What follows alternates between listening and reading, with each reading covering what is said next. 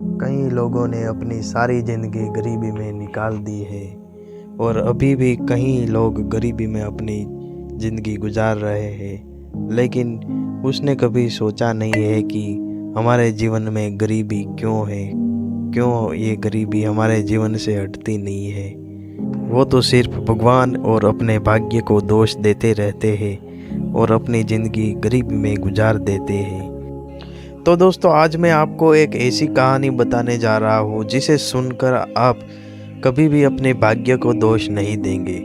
तो आप इस कहानी में खो जाए इससे पहले इस चैनल को सब्सक्राइब जरूर कर लें। एक गांव में एक गरीब किसान रहता था। घर में उसकी पत्नी और वो दो ही लोग थे। उसके दिन गरीबी में गुजर रहे थे। किसान के पास बस एक गाय और दो बोरी अनाज ही था। पति पत्नी दोनों ही दिन रात अपने भाग्य को कोसते रहते थे।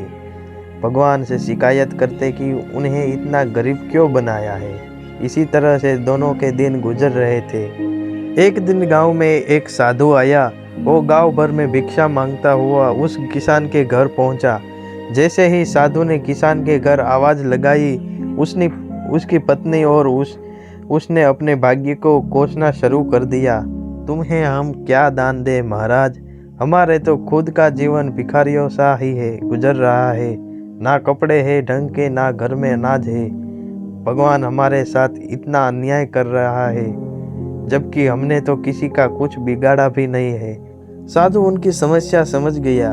उसने कहा, देवी, भाग्य भगवान नहीं बनाता, हमारे कर्म ही भाग्य बनाते हैं। भगवान तो केवल कर्मों का फल दे रहा है। किसान और उसकी पत्नी ने फिर जवाब दिया, बाबा, हमने ऐसे कौन से पाप किए हैं जो ऐसा जीवन भुगत रहे हैं।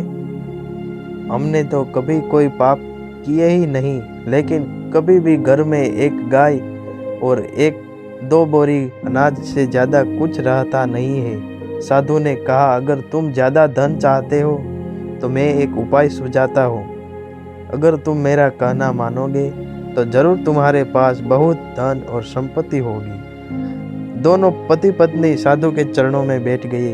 दोनों ने कहा कि जो आप कहेंगे वो हम करेंगे। साधु ने कहा, सबसे पहले अपनी ये गाय और दो बोरी अनाज, इसे भी बाजार में जाकर बेच दो। पति पत्नी दोनों सहम गए। महाराज, अगर ये बेच दिया तो हमारे पास कुछ बचेगा नहीं, हम तो और कंगाल हो जाएंगे। दोनों ने जवाब दिया। साधु ने समझाया, मैं जो कह रहा हूँ वैसा करो। अगर नुकसान हुआ तो भरपाई मैं कर दूंगा। मैं तुम्हें फिर से एक गाय और दो बोरी अनाज ला दूंगा। डरते डरते दोनों राजी हुए। किसान ने बाजार में जाकर गाय और अनाज को बेच दिए। धन लेकर लौटा। फिर साधु ने कहा, अब एक काम करो, इस धन से उन गरीबों को भोजन कराओ जिसके पास खाने को कुछ नहीं है। किसान ने वैसा ही किया। कई गरीबों को भोजन करा दिया। ये बात गांव के जमींदार को पता चली कि गरीब किसान ने अपनी गाय और अनाज बेचकर भूखों को खाना खिला दिया। उसने तुरंत अपने सेवक को भेजकर किसान के घर एक गाय और दो बोरी अनाज भिजवा दिया। साधु ने फिर किसान से कहा कि इसे भी बेच कर आओ और कल भी गरीबों को भोजन कराओ। किसान ने फिर ऐसा ही किया। तो फिर किसी ने उस किसान को दान में कई बोरियां अनाज भिजवा दिया। साधु के कहने पर किसान रोज गरीबों को इस तरह भोजन कराता रहा और उसके यहाँ रोज दान आने लगा।